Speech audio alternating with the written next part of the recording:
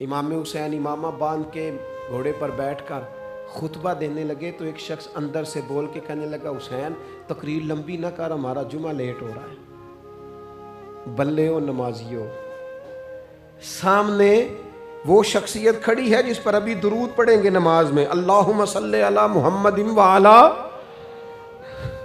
अभी दुरूद पढ़ेंगे हुसैन इब्ने अली पर, अभी शहीद करके अभी दुरूद पढ़ेंगे, वो सामने खड़े। और इमाम हुसैन का एक जुमला तारीख ने यूं लिखा है कि शायद रेत के जर्रे भी तड़प गए। इमाम अली मकाम फरमाने लगे, मुझे गौर से देखो, तुम्हें पता है मैं कौन हूं? तुम जानते हो मैं कौन हूं? नबी पाक ने फरमाया था, ये हसन और हुसैन मेरे बेटे हैं, क्योंकि मेरी बेटी के बेटे। तुम्हें पता है मैं कौन हूं? सामने इमाम हुसैन खड़े।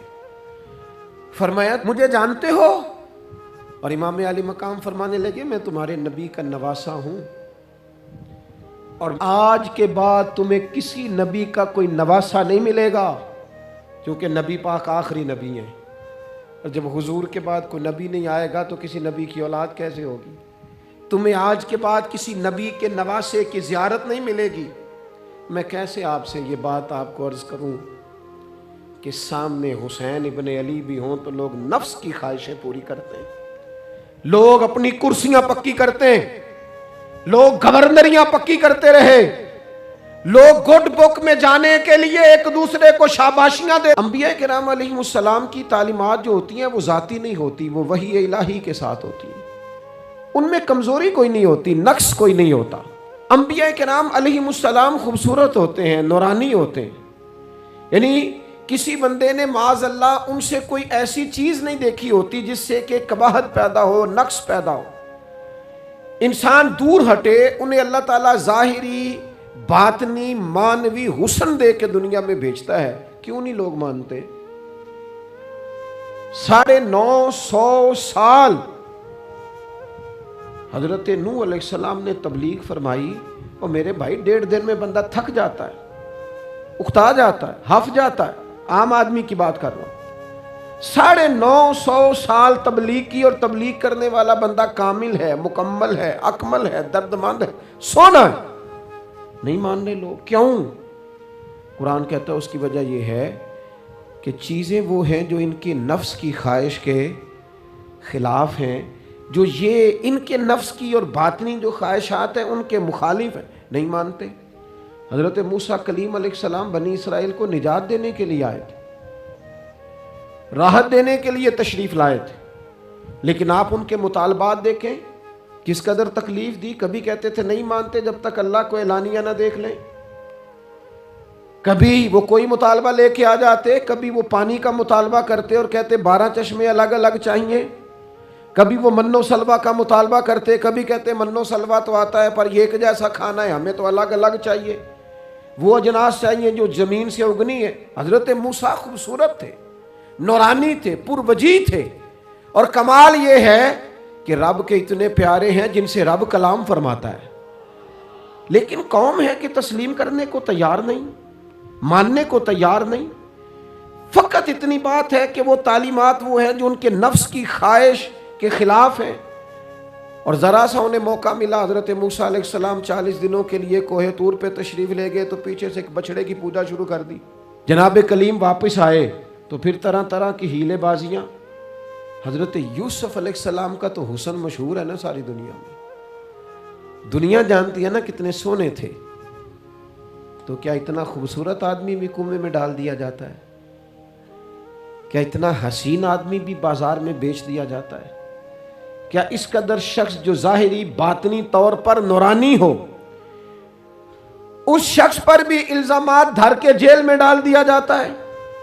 मखलूक तो फनकार है इस दर्जा के पल भर में संगे दरे काबा से भी असनाम तराशे, और तुम कौन हो, क्या चीज़ है दागे कबाबी, लोगों ने तो मरियम पे भी इल्ज़ाम तराशे। हज़रत मरियम सलामुल्लाह अलैहा पर भी, और जनाब ईसा जिनको अल्लाह ने खुले मौजज़ात दिए, कोई ज़रूरत थी किसी और चीज़ की? जो बच्चा पंघूड़े में ही कह रहा है इन्नी अब्दुल्ला, मैं अल्लाह का बंदा हूँ, खुले मौजज़ात और वो भी पंघूड़े में। لیکن قرآن کہتا ہے تعلیمات وہ تھیں کہ جو ان کی نفس کی خواہش کے خلاف تھیں، لہذا نفس کی خواہش، وہ جو ایک جگہ پہ قرآن مجید نے کہا نا کچھ لوگوں نے نفس کی خواہش کو خدا بنا لیا، وہ چونکہ خواہشات نفسانیہ کے خلاف تھیں، نتیجہ اس کا یہ نکلا کہ ان لوگوں نے پیغمبروں، رسولوں، انبیاء، اللہ کے محبوب بندوں کو جھٹلا دیا، یہاں تک کہ قتل کر دیا۔ حضرت زکریا علیہ السلام جیسے لوگوں پر آرے چلا دی، شہادتیں ہو گئی انبیاء کی۔ وجہ کیا تھی؟ نفس کی خواہش کے خلاف تعلیمات تھی انبیاء کی، نہیں تسلیم کیا۔ نبی اکرم نور مجسم شفیع معظم صلی اللہ تعالی علیہ وسلم کے نہ سارے معجزات ان لوگوں نے اپنی آنکھوں سے دیکھے تھے، اور ایک دوسرے کے سامنے بیٹھ کے حضور کی تعریفیں کرتے تھے کہ میرا بھتیجا ہے، اس نے کبھی جھوٹ بولا ہو، ہے کبھی امانت میں خیانت کی ہو، ہے کبھی اس کے اندر کوئی نقص دیکھا ہو۔ وہ تعریفیں، وہ خوبصورتیاں، وہ رعنائیاں۔ لیکن جب حضور نے اعلان نبوت کیا نا، اب وہ جو خواہشات نفسانیہ تھی نا، وہ جو باطن کے اندر خواہشات مچلتی تھی، میں سردار ہوں، میرے ڈھیر سارے غلام ہونے چاہیے، میں کسی کو اپنا داماد قبول نہیں کرتا، لہذا بیٹی کو زندہ دفن کروں گا، میں یہ کیسے قبول کر لوں کہ غریب آدمی میرے برابر میں آ کے بیٹھ جائے، برادری کی اونچ نیچ کیسے چھوڑ دوں۔ کل تک کہہ رہے تھے آپ صادق ہیں، آپ امین ہیں، آپ حسین ہیں، آپ باوقار ہیں، ہر چیز بیان کر رہے تھے، اور جیسے ہی کہا حضور نے کہ میں اللہ کا رسول بن کے آیا ہوں، جب ماننے کی باری آتی ہے نا، ماننے کی، حضور علیہ الصلوۃ والسلام پہاڑی پر تشریف فرما ہے، اور کریم محبوب علیہ الصلوۃ والسلام نے اونچی پہاڑی تھی، اس طرح کوئی آدمی یہاں دیوار پہ اوپر کھڑا ہو جاتا ہے تو آپ تو اس طرف نہیں دیکھ رہے، وہ ادھر بھی دیکھ رہا ہے، ادھر بھی دیکھ رہا ہے۔ اونچی پہاڑی پر حضور کھڑے ہو گئے، اور کھڑے ہو کے فرمایا اگر میں تم سے کہوں کہ پہاڑی کے اس پار دشمن ہے اور وہ تیاری کر کے آ چکا ہے، تم پر حملہ آور ہو جائے گا، کیا میری بات مان لو گے؟ دیکھا نہیں تم نے، میں کہہ رہا ہوں دشمن ہے، تسلیم کرو گے؟ سارے مکے کے لوگ جمع تھے، کہنے لگے کیوں نہیں مانیں گے، آپ صادق بھی ہیں اور امین بھی ہیں، آپ کی زبان سے کبھی جھوٹ نکلا ہی نہیں۔ یہ خاص پیغام حسین کانفرنس میں عرض کرنا ہے آپ کو، بھئی میں اگر کہوں کہ اس طرف دشمن آ گیا ہے، تم نے نہیں دیکھا، میری زبان پر اعتبار کرتے ہو؟ یا رسول اللہ آپ صادق اور امین ہیں، آپ نے کبھی جھوٹ بولا نہیں، خیانت کی نہیں، 100% یقین ہے، مان لیں گے؟ یہ بات ماننے کو تیار ہیں، یہ بات تسلیم کرنے کو تیار ہیں کہ آپ صادق اور امین ہیں، تو حضور نے فرمایا جس زبان سے تم یہ ماننے کو تیار ہو نا کہ اس طرف دشمن کھڑا ہے حملہ کر دے گا، اس زبان سے یہ بھی مان جاؤ کہ میں اللہ کا سچا رسول بن کے آیا ہوں۔ آپ میری بات کو سمجھیں، تھوڑی دیر پہلے بیک وقت کہہ رہے ہیں بالکل آپ جو کہتے ہیں حق اور سچ ہے، اور اب جب کہا میں رسول ہوں مان جاؤ، تو معاذ اللہ تعالیٰ ابو لہب کہنے لگا آپ کے ہاتھ ٹوٹ جائیں، آپ نے ہمیں اس کام کے لیے بلایا تھا، طرح طرح کی بولیاں بولنے لگے۔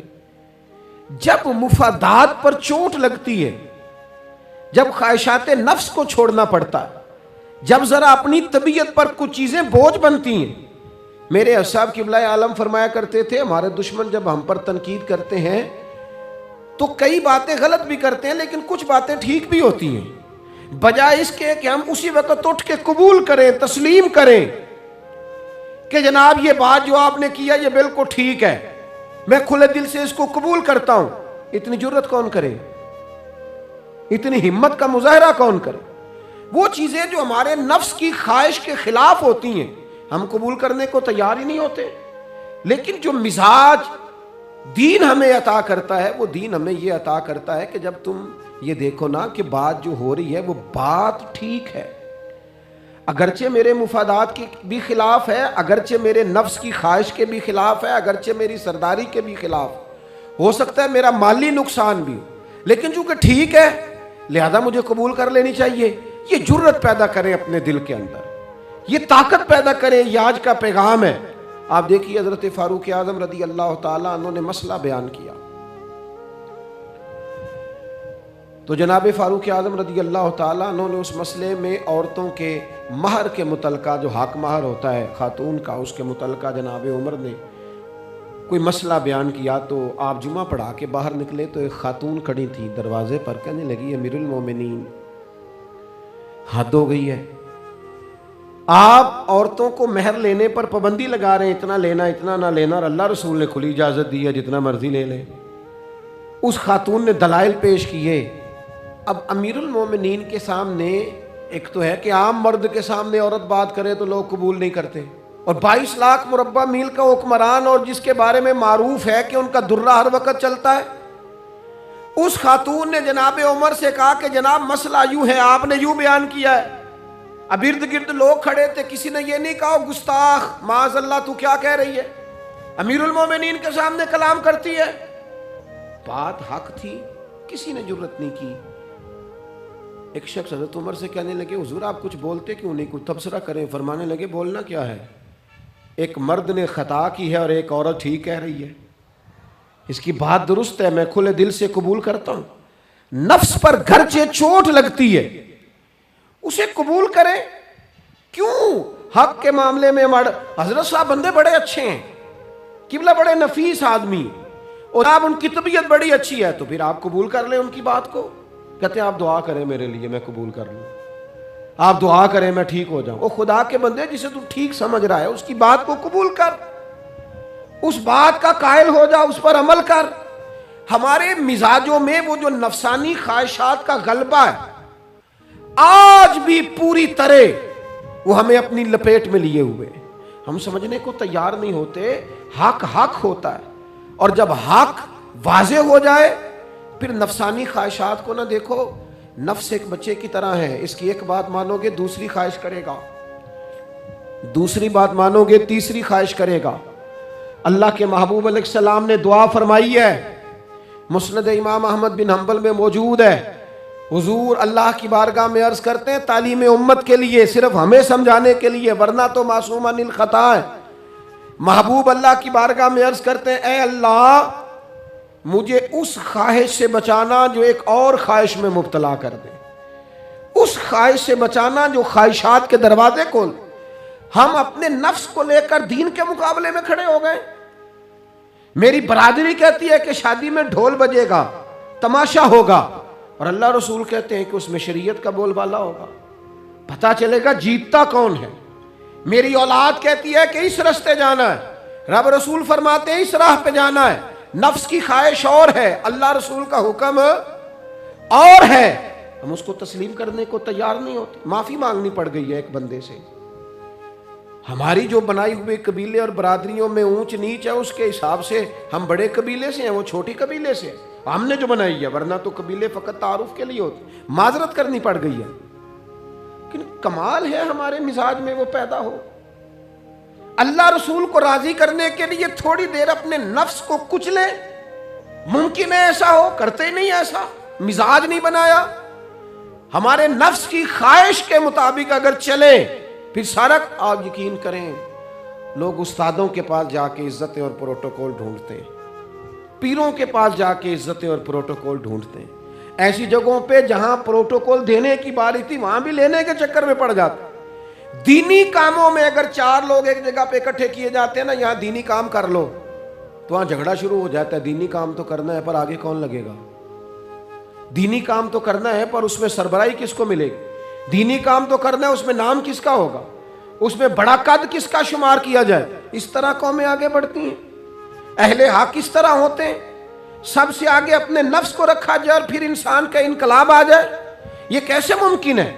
حضرت ابوذر غفاری، میں قربان اس شخص پر، سیدنا ابوذر غفاری اس امت کے درویش فقیر، ایسا شخص جس کے بارے میں محبوب نے فرمایا زمین کے اوپر اور آسمان کے نیچے میرے ابوذر سے سچا بندہ کوئی نہیں.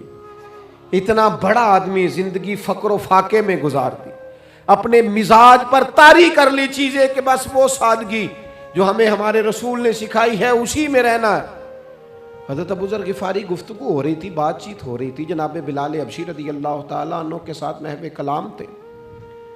حضرت بلال نے اپنے آپ کو سمجھا لیا تھا کہ میں دروازہ رسول کا گدا ہوں. کچھ لوگ نا غلام بے دام ہوتے ہیں. بے دام ہمارے ہاں نا کچھ لوگوں کا پروٹوکول ہوتا ہے، اور کچھ لوگ ایسے ہوتے ہیں جو صبح سے لے کے شام تک جھاڑو دے رہے ہوتے ہیں، خدمتیں کر رہے ہوتے ہیں. میں آپ کو صحیح معنوں میں بتاؤں تو اصل حقدار وہ ہوتے ہیں لوگ، اصل ڈیوٹیاں ان لوگوں کی ہوتی ہیں. حضرت بلال حبشی نے طے کر لیا تھا کہ میں نے بس نوکری کرنی اور توجہ سے کرنی ہے. اور میں آپ کو دل کی بات بتاؤں، میں نے بڑے کیمرے دیکھے اپنی زندگی میں، میں نے بڑا کچھ دیکھا تھوڑے وقت میں. میں آپ سے عرض کروں، وہ بڑی مزیدار زندگی ہوتی ہے جس میں انسان تھوڑا پیچھے بیٹھا ہوا ہوتا ہے، جس میں نا بہت سارے کام ہیں. میں تھوڑے دن پہلے ایک جگہ جماعت کرانے کے لیے کھڑا ہوا، ایک صاحب نے جماعت کی ویڈیو بنانی شروع کر دی. بعد میں مجھے دوست بتانے لگے، او خدا کے بندے، عبادت تقریر میں کبھی رونا آ جاتا تھا، دعا میں رونا آ جاتا تھا، میں نے ضبط کرنا شروع کر دیا، چھوڑ دیا. لوگ آنسو بیچنے لگ جاتے. پیر صاحب رو پڑے. پیر صاحب کس بات پہ روئے؟ او خدا کے بندو، پیر کو معافی لے لینے دو اللہ رسول سے، اپنے لیے اپنے سنگیوں کے لیے اللہ کے حضور اسے آنسو بہانے دو. کوئی چیز تو کیمرے سے باہر رہے، کچھ چیز تو. کیا خوبصورت لفظ ہے مولا علی شیر خدا کے، فرماتے ہیں اسے مبارک ہو جسے تھوڑے لوگ جانتے ہیں، اسے مبارک ہو. سے ثبوت نہ پچھو میتھوں، پلائے نظر کرم کا دھوئی. اے میں جانا یا دل بر جانے، غیر نہ جانے کوئی. میں مسکین پرانا خادم، کسے در ملی نہ ٹوئی. یہ تے واصف یار نے نظر جو کی تھی، تے واصف ہی ہوئی. یہ تو اس کا فیصلہ ہے. ہمارے لیے مقام شکر ہے، ہر مقام پر شکر گزار ہیں، عاجزی کرتے ہیں. لیکن جو معاشرے کا ماحول بن گیا، یعنی ایک بندے سے بھی آپ بغیر کیمرے کے ملاقات ہی نہیں کر سکتے. وہ زیارت کرنے آتا ہے اور وہ ساتھ کہتا ہے 30 سیکنڈ کا میں نے کلپ بھی بنانا ہے. اب تو زیارت ہو گئی، ختم ہو گئی بات. یہ کون سی زیارت ہے جو تو نے قید بھی کرنی ہے ساتھ؟ خدا کا خوف کرے. کیا کس طرف ہم جا رہے ہیں؟ بہرحال عام دام برسر مطلب، حضرت بلال حبشی نے طے کر لیا تھا اپنی زندگی میں سادگی، پیچھے پیچھے رہنا ہے. وہ شہرت سے بچنے والا پیچھے پیچھے رہتا ہے، اور میرا جی چاہتا ہے ساری غزلیں اس ظالم کے نام کریں. کچھ لوگ طے کر لیتے ہیں میں نے پیچھے پیچھے رہنا ہے، ان کے اعلان کیے جاتے ہیں، بلایا جاتا ہے، پھر بھی پیچھے نکل جاتے ہیں. جو عرض کرنا چاہتا ہوں، حضرت سیدنا بلال حبشی نے طے کر لیا تھا. ایک دن کسی بات میں نا ہو جاتا ہے رائے کا اختلاف. رائے کے اختلاف کو کبھی مخالفت نہ بنائیں. اپنوں سے اختلاف ہو تو اختلاف رائے رکھیں، رائے دیں، حکم کبھی نہ دیں. ہمارے یہاں لوگ حکم دیتے ہیں، رائے نہیں دیتے. بعد میں ادھر ادھر بیٹھ کے شکوے کرتے ہیں، دسو جی میری منی نہیں. وہ بھی تیرے سے مشورہ لیا تھا، قبول بھی ہو سکتا ہے، رد بھی ہو سکتا ہے، ختم ہو گئی بات. کسی بات میں جناب ابو ذر غفاری کا اور حضرت بلال حبشی کا رائے کا اختلاف ہو گیا. اب حضرت بلال حبشی غلام ہے، جناب ابو ذر بڑے قبیلے سے. تو جناب ابو ذر غفاری نے بات کرتے کرتے حضرت بلال کو کہہ دیا، او حبشن کے بیٹے. تھے بھی وہ حبشن کے بیٹے، لیکن حضرت بلال کے دل کو تکلیف ہوئی. بعض لوگ کہتے ہیں میں نے سچ ہی بولا ہے. سچ اپنے بارے میں بولنا، تو دوسروں کے بارے میں سچ بولتا ہے. اپنے بارے میں بول، صرف تو دوسروں کے لیے بولے. او جی میں نے سچ ہی تو بولا تھا. سچ بولنے کی بھی حکمت ہے. سچ بولنے کی سب سے بڑا سچ کسی کو اللہ کی طرف بلانا ہے. اور میرا رب فرماتا ہے ادعو الی سبیل ربک بالحکمہ. کسی کو اللہ کی طرف بھی بلاؤ تو دانائی کے ساتھ بلاؤ، حکمت کے ساتھ. سب سے بڑا سچ بھی بولو تو دانائی کے ساتھ بولو. تو نے سچ بولا ہے اور تو نے لوگوں کا کلیجہ چیر کے رکھ دیا ہے. یہ کیا انداز ہوا تیرا سچ بولنے کا؟ یہ کیا طریقہ ہوا؟ حضرت سیدنا بلال حبشی رضی اللہ تعالیٰ عنہ کو جناب ابو ذر غفاری نے کہا حبشن کے بیٹے بات سچی تھی. حضرت بلال کو تکلیف ہوئی، کونے میں بیٹھ کے روئے. اور غلام روئے اور آقا کو خبر نہ ہو. تڑپے جو ہم یہاں تو مدینے خبر گئی.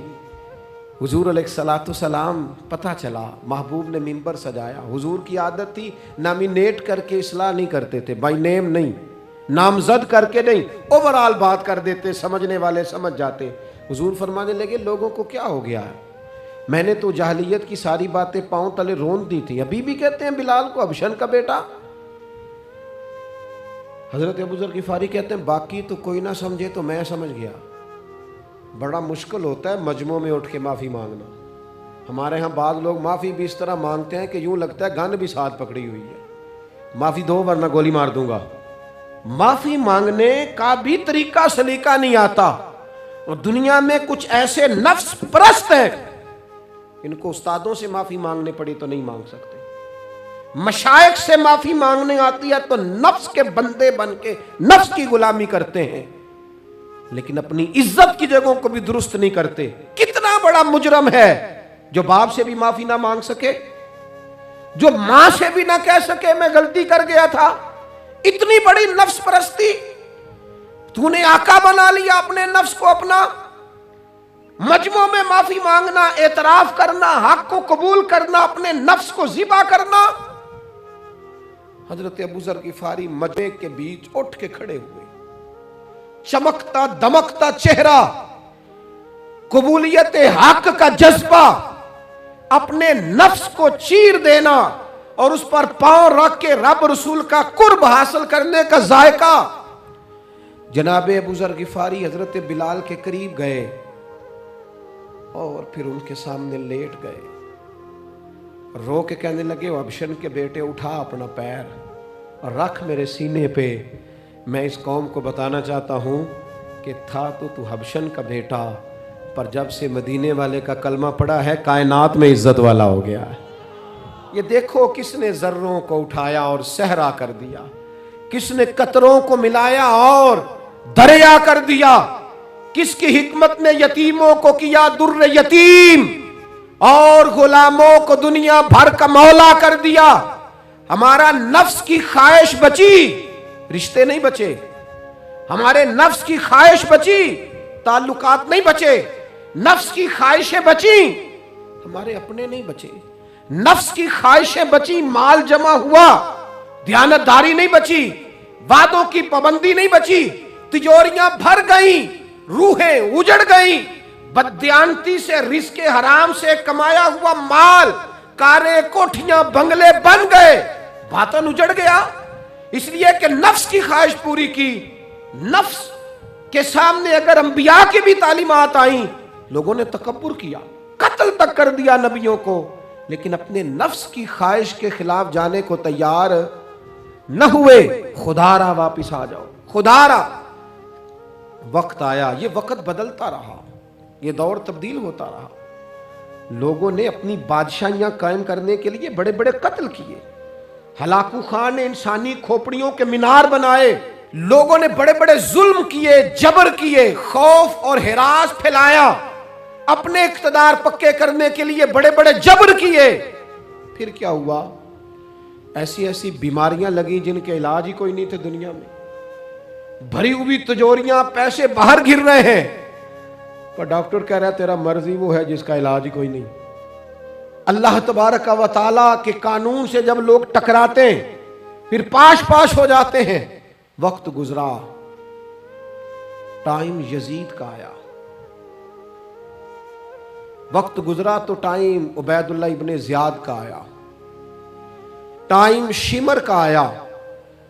1450 سال گزرنے کے بعد اس ہزاروں کے مجمع میں سے ایک ایک بچے کو حدیث یاد ہے کہ حسن اور حسین جنتی جوانوں کے سردار ہیں۔ بتاؤ یزید کو نہیں آتی تھی؟ شمر کو نہیں پتا تھا؟ کلمہ تو پڑھتے تھے نا یہ؟ عبید اللہ ابن زیاد کو نہیں پتا تھا؟ نبی پاک علیہ السلام کے کندھوں پر حسنین رہے، ان سب کو پتا نہیں تھا؟ یہ جانتے نہیں تھے کہ یہ وہ حسنین کریمین ہیں جن کو حضور سنتے تھے، فرماتے تھے یہ میرے پھول ہیں دونوں؟ کیا بات رضا اس چمنستان کرم کی، زہرا ہے کلی جس میں حسن اور حسین پھول۔ آج 1450 سال گزرنے کے بعد امت کو حدیث آتی ہے کہ نبی پاک علیہ السلام نے فرمایا جس نے حسن اور حسین سے پیار کیا اس نے مجھ سے پیار کیا، جس نے ان سے بغض رکھا اس نے مجھ سے بغض رکھا۔ کلمہ پڑھتے تھے، مسلمان کہلاتے تھے۔ 10 محرم کو جمعے کا دن تھا، امام حسین امامہ باندھ کے گھوڑے پر بیٹھ کر خطبہ دینے لگے تو ایک شخص اندر سے بول کے کہنے لگا حسین تقریر لمبی نہ کر، ہمارا جمعہ لیٹ ہو رہا ہے۔ بلے و نمازیوں، سامنے وہ شخصیت کھڑی ہے جس پر ابھی درود پڑھیں گے نماز میں، اللہم صلی علی محمد وعلی، ابھی درود پڑھیں گے حسین ابن علی پر، ابھی شہید کر کے ابھی درود پڑھیں گے، وہ سامنے کھڑے۔ اور امام حسین کا ایک جملہ تاریخ نے یوں لکھا ہے کہ شاید ریت کے ذرے بھی تڑپ گئے۔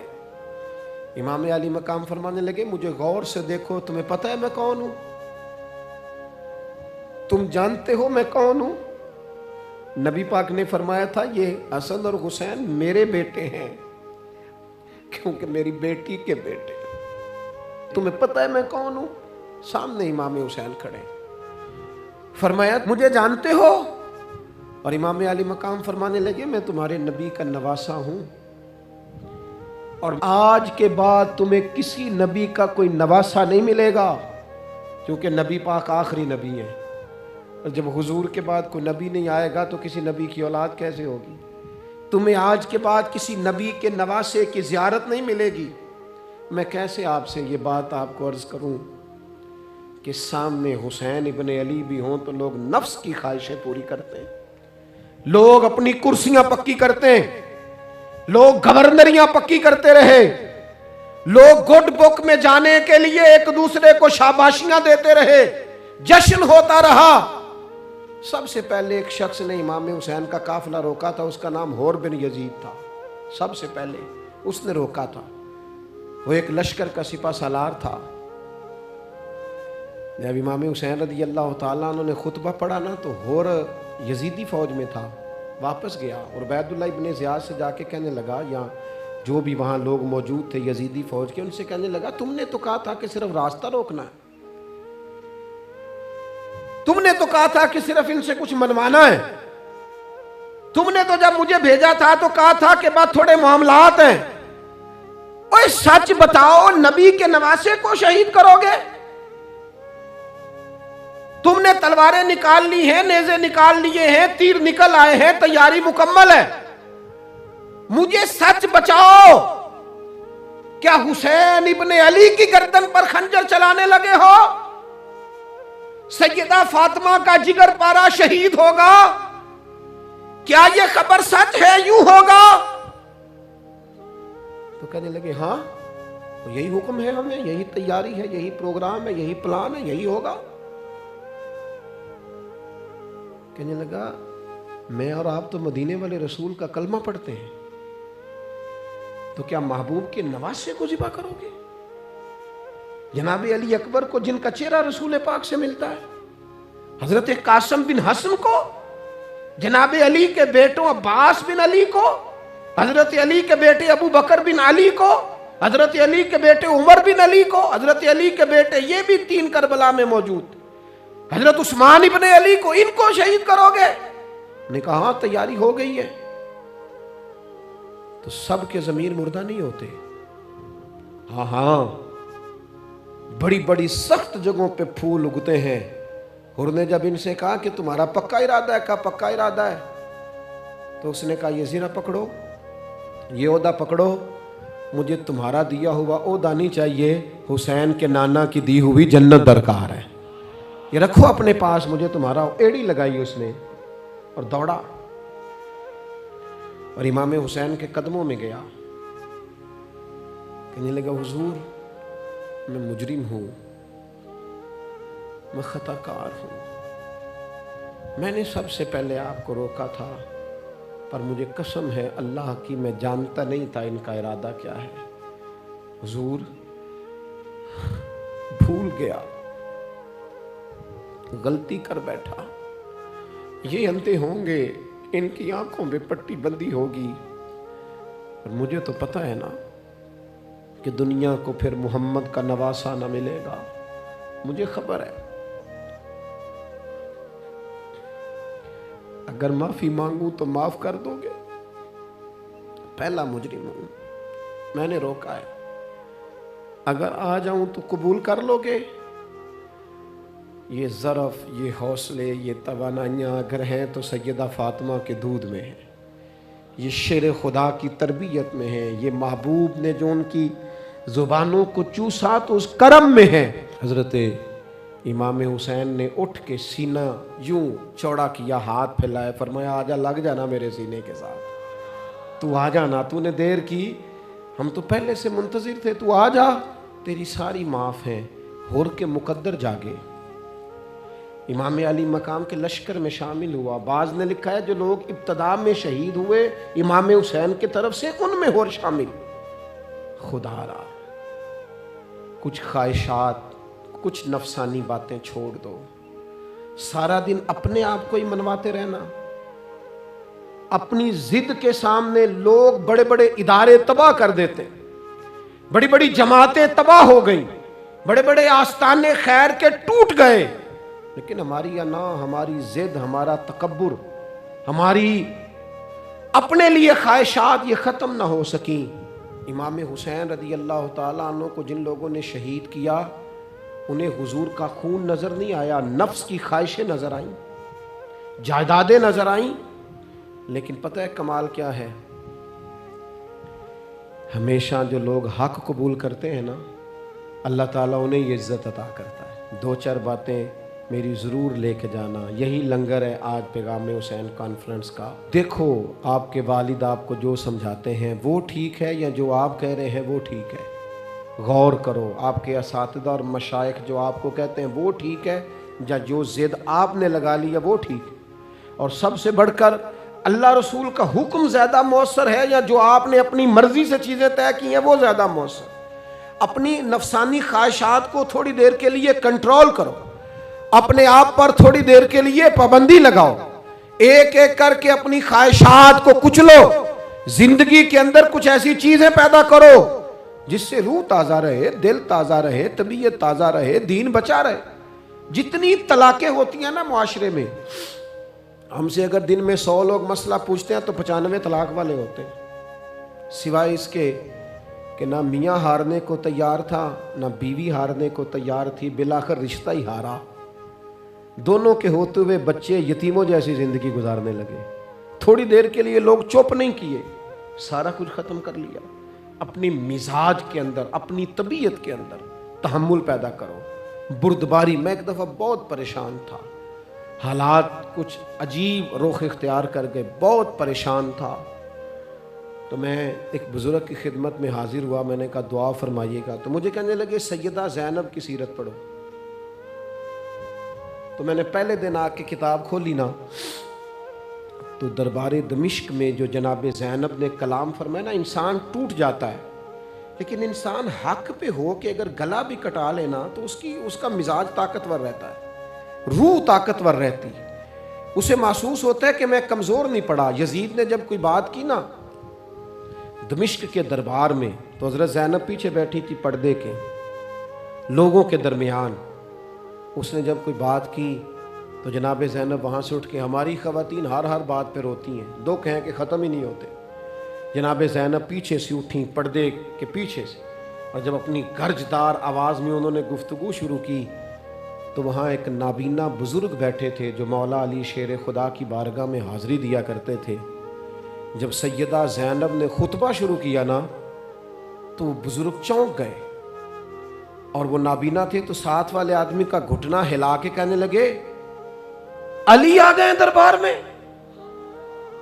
अली की आवाज है, अली बोल रहे हैं दरबार दमिश्क में। वो ज़ैनब का खिताब मिंबर पे अली बोल रहे हो जैसे, अली आ गए। वो गर्ज आवाज में, वो तनतना, वो दबदबा, वो वज़ादारी, वो उनकी बात में सदाकत, कांप गई हर चीज दरबार की। और इमाम ज़ैनुल आबिदीन बीमार भी थे, मुसाफिर भी थे, परेशान भी थे, लेकिन जब यजीद से उन्होंने कहा ना मुझे खुतबा देने दे, तो चंद मिनट गुफ्तगू की इमाम ज़ैनुल आबिदीन ने, तो कहने लगा अजान पढ़ो, जमात कराएं, इसलिए कि इनकी बातों में वो हक होता है। मैं देखता हूँ हमारी सब की अपनी अपनी ख्वाहिशें हैं, अपने अपने रवैये हैं, अपना अपना मिजाज है। अगर लोगों को किसी जगह भी मुल्क की मिल्ली और दीनी प्रोग्राम के लिए जमा होने को कहा जाए, हम तैयार नहीं। क्या किया जाता है हमारे साथ? हमारे ज़मीर इसलिए ख़रीदे जाते हैं कि हम ख्वाहिशात के बंदे हैं। अलग अलग करके किसी को कहा जाता है तेरा कारोबार चमक जाएगा, किसी को कहा जाता है तेरा वो निज़ाम ठीक हो जाएगा। अलग अलग करके लोगों को ख़रीद लिया जाता है। لیکن اگر خواہشات تھوڑی ہوں، اللہ کی رضا پر چلنے کا جذبہ زیادہ ہو تو میرے عزیز زندگی آسان ہو جائے گی۔ میں تو امام علی مقام رضی اللہ تعالیٰ عنہ اور یزید کے معاملے میں ایک ہی بات سمجھا ہوں، سب کو پتہ تھا یہ حسین ابن علی، سب کو پتہ تھا حق ان کے ساتھ ہے، سب جانتے تھے ان سے زیادہ عظمت کسی کی نہیں، لیکن اپنے نفس کی خواہشوں پر کنٹرول نہیں کر سکے۔ پوری امت کا اس وقت مسئلہ ضروریات کا نہیں، خواہشات کا ہے۔ 2 قدم پیچھے ہٹیں خواہشوں کے لیے، 4 قدم آگے بڑھیں دین کے لیے۔ 2 قدم پیچھے ہٹیں اپنی خواہشات کو چھوڑیں، 4 قدم آگے بڑھیں ملک کے لیے، ملت کے لیے۔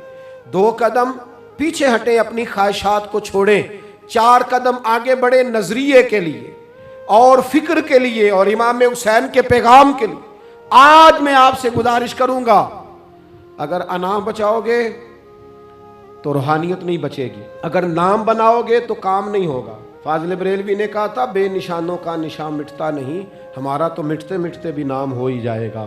اپنی زندگی سے نفسانی خواہشات کو نکال دو، ورنہ یہ بڑے بڑے فضیلت معاب لوگوں کے سامنے بھی کھڑی ہو جاتی ہے، بے ادب کرتی ہے، دیکھو یہ گستاخ بناتی ہے معاذ اللہ۔